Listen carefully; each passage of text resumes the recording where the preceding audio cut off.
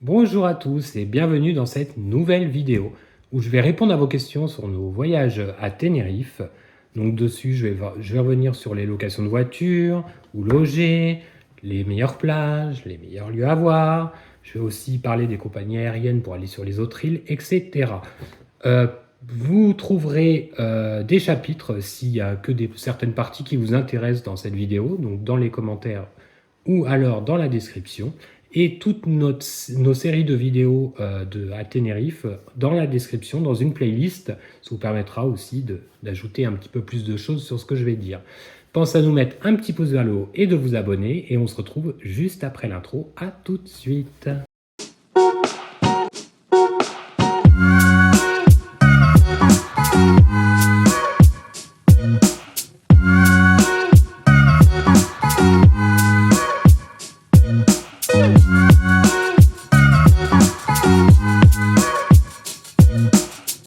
Alors, je vais commencer par les locations de voitures parce qu'il y a eu pas mal de questions là-dessus.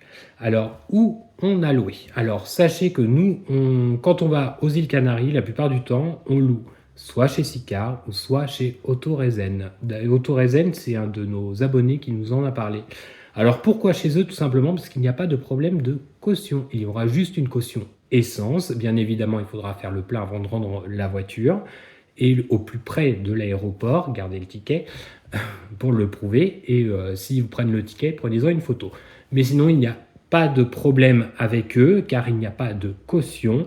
Je le redis, en plus, c'est fait partie des agences les moins chères, ces deux-là.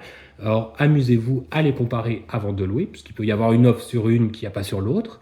Mais sachez que il n'y a pas de caution, c'est top. Nous, on a loué à chaque fois, on n'a jamais eu de problème. Voilà, donc j'ai fait le tour. J'ai fait le tour sur les locations de voitures. Alors, est-ce qu'il y a des bus depuis l'aéroport de Tenerife? Alors, à savoir, à Tenerife, il y a deux aéroports, Tenerife Sud et Tenerife Nord. La plupart du temps, vous arriverez par Tenerife Sud, parce qu'en fait, le Tenerife Nord, c'est plutôt pour les inter-îles et pour desservir l'Espagne. Donc oui, il y a des bus depuis Tenerife Sud, il y en a plusieurs. Alors par contre, ils ne vont pas forcément trop loin. Pour savoir quelle ligne vous devez prendre, je vous invite à aller sur Google Maps, de zoomer sur l'aéroport. Vous allez voir un petit bus, vous cliquez dessus, vous verrez toutes les lignes apparaître. Donc vous pourrez comme ça tester les lignes de bus, que je ne vais pas les faire une par une, mais oui, il y a des bus depuis l'aéroport, ce qui peut être pratique si vous ne voulez pas louer de voiture. Alors on nous a posé la question, quels étaient les meilleurs endroits ou les meilleures villes, on va dire, où loger à Tenerife. Alors ça dépend aussi un petit peu de ce que vous voulez faire. Si vous voulez vraiment faire de la capitale, donc bien sûr aller à Santa Cruz de Tenerife. Si vous voulez plus de tourisme, moi je vous conseille, on va dire, du village Los Abrigos, donc qui est pas loin de l'aéroport. Donc par contre il y aura le bruit de l'aéroport. Jusqu'à Los Gigantes. Alors pourquoi ça fait du sud à l'ouest? Parce qu'il y a un microclimat à cet endroit-là, tout simplement. Alors déjà, c'est plus touristique, vous trouverez tout ce que vous avez besoin, mais c'est surtout parce qu'il y a un microclimat, et c'est vrai que souvent, le TID bloque les nuages, peut bloquer les pluies, et c'est vrai que c'est pas mal pour ça. Après, il y a bien évidemment dans le nord, il y a Puerto de la Cruz, on y a déjà logé. Mais comme je vous l'ai dit, le microclimat là-bas, il y est moins, parce que quand ça arrive d'ouest, ça arrive d'ouest. Donc la pluie arrive sur Puerto de la Cruz. Par contre, vous pouvez avoir aussi de très très belles journées. Je ne dis pas le contraire. Mais moi, personnellement, on a fait les deux, et j'ai préféré loger dans le sud grâce au climat, en gros, grâce à ce microclimat. Donc de Los Abrigos à Los Gigantes, normalement, vous aurez là le plus beau temps. Mais c'est surtout concentré sur Costa Adeje, Los Cristianos et la petite pointe, j'ai oublié le nom, mais bon, c'est pas bien grave, il suffit de regarder sur Google Maps. Et puis de toute façon, le plus gros des hôtels et des hébergements sont dans ce quartier-là. Voilà. On nous a demandé aussi comment on faisait pour aller sur les autres îles depuis Tenerife. Alors, à savoir, la première chose, c'est si vous arrivez de France, vous arriverez la plupart du temps par le Tenerife Sud, comme je vous le disais. Mais pour aller sur les autres îles, il faudra donc aller à l'aéroport de Tenerife Nord, qui est à côté de Santa Cruz des Tenerife. Des Santa Cruz, bref. Excusez-moi, je bug. Donc, à savoir là-bas, vous avez donc deux compagnies aériennes aériennes, qui s'appellent Binter et Canary Fly. Vous pouvez réserver vos billets dessus. Par contre, attention, quand vous réservez vos billets, ils vont vous demander si vous êtes résident ou non. Bien sûr, si vous n'habitez pas dans les îles Canaries, vous êtes non résident, vous paierez un peu plus cher. Mais bon, les prix restent corrects. Bien évidemment aussi, de Santa Cruz, vous pouvez prendre aussi des ferries en bateau. C'est plus long, mais vous faites comme vous en avez envie et vous êtes obligé d'aller à Santa Cruz. Alors, à savoir, il y a aussi des agences de location de voitures à Tenerife Nord, au cas où si vous arrivez par là-bas ou vous voulez laisser votre voiture, par exemple Sicar, l'agence que je vous parlais tout à l'heure, eh bien elle a une agence donc à Tenerife Sud, à l'aéroport de Tenerife Sud et à l'aéroport de Tenerife Nord. Je vous le dis parce que nous on l'a déjà fait, on a loué notre voiture à Tenerife Sud et on l'a laissée à l'aéroport de Tenerife Nord à l'agence. Alors vous paierez bien sûr un petit supplément parce que vous ne le laissez pas au même endroit, mais c'est très très très pratique.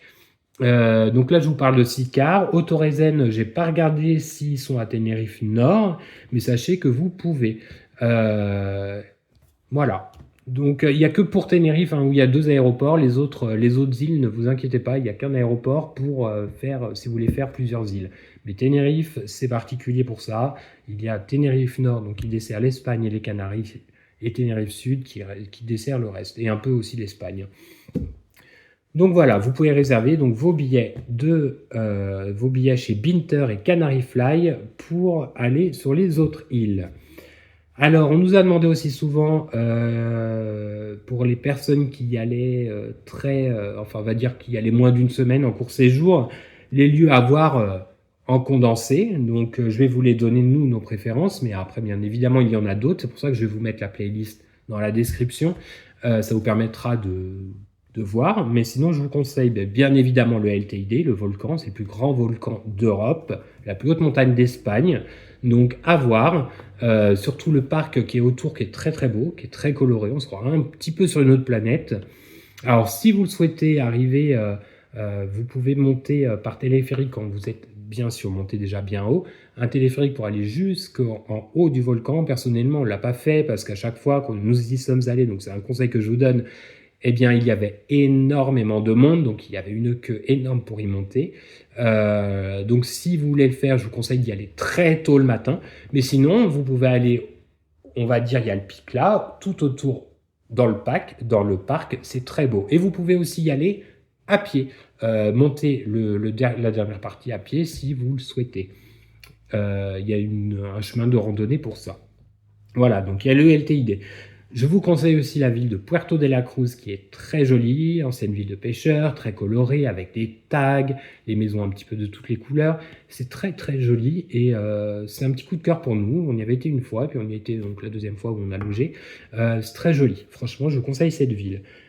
San Cristobal de la Laguna, c'est une petite ville, alors c'est plus historique si vous aimez l'histoire, ça regroupe un petit peu des musées, puis se promener un petit peu dans la ville, c'est très typique, très sympa à faire.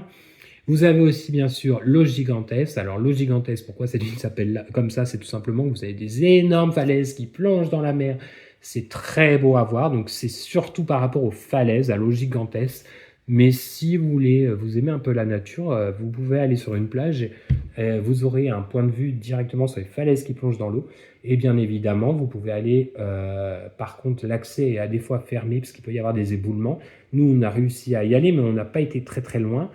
Une vue des falaises sur la ville de Los Gigantes. Bien évidemment, ça va à savoir aussi, à Los Gigantes, si vous souhaitez, vous pouvez louer des canoës pour aller voir les dauphins et les baleines, si il y en a, bien sûr, parce que bien sûr, les animaux, ils font ce qu'ils veulent, ils sont en pleine nature. Vous pouvez aussi louer, donc, dans la plupart du temps, donc à Los Cristianos, Costa Adege, etc., faire des excursions en bateau pour aller voir les dauphins et les baleines, si vous le souhaitez. Et je vous conseille aussi, on ne l'a pas encore fait, mais on va le faire parce qu'on va y retourner, c'est l'Aqualand de Costa Adege. C'est un des plus grands parcs aquatiques d'Europe. Je bug. Mais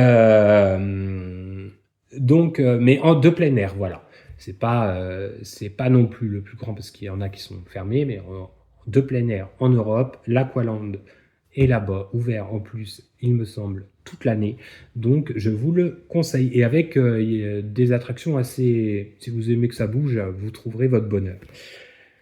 Ensuite, on nous a demandé pareil, mais pour les plages. Alors, je vais vous en donner quelques-unes. Par exemple, la plage de Las Teresitas, qui est après Santa Cruz de Tenerife, donc la capitale, à la pointe nord. C'est une plage un petit peu artificielle si vous voulez, mais l'eau est belle et peu profonde, mais bien pour les familles. Voilà, c'est une des plages sympas à faire. Si vous voulez voir, hein, la vidéo est dans la playlist. Je vous conseille aussi Playa de las Vistas à Los Crecianos parce que la plage est très longue, elle est très grande. Vous trouverez toujours de la place, donc il y a des parasols, des transats si vous voulez en louer, mais sinon vous pouvez vous y mettre normalement avec votre serviette. Il y a un petit peu de vagues, mais ça va, parce que c'est un petit peu renfermé vu qu'il y a l'île en face, une autre île en face, mais très sympa à faire. Il y a aussi la plage de Fanabé à Costa ADG que je vous conseille parce que là, l'eau est un petit peu plus turquoise, un petit peu plus naturelle. Pareil, il y a quelques vagues, mais ça va, c'est correct. En fait, si l'eau est un peu plus turquoise, c'est que là-bas, le sable est plus blanc, un peu moins noir, parce que c'est une île volcanique, donc il peut y avoir des plages de sable noir, mais aussi des plages de sable, on va dire, doré, un petit peu noir. Donc l'eau est forcément différente. Mais là-bas, il y a du sable blanc. C'est très joli. L'eau peut y être turquoise, et puis elle est assez grande, elle est d'une moyenne taille, mais c'est une plage que je vous conseille.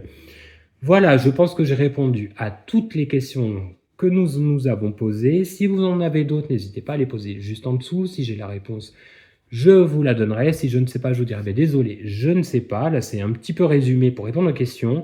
Mettez-nous un petit pouce vers le haut et de vous abonner pour nous encourager à continuer et vous abonner parce qu'on fait aussi d'autres destinations et aussi des parcs d'attractions. Donc, ça pourrait vous inspirer pour vos futures destinations. Je vous remercie pour tout. Je vous embrasse bien fort et puis je vous dis à très vite pour une nouvelle vidéo. Allez, bisous. Ciao.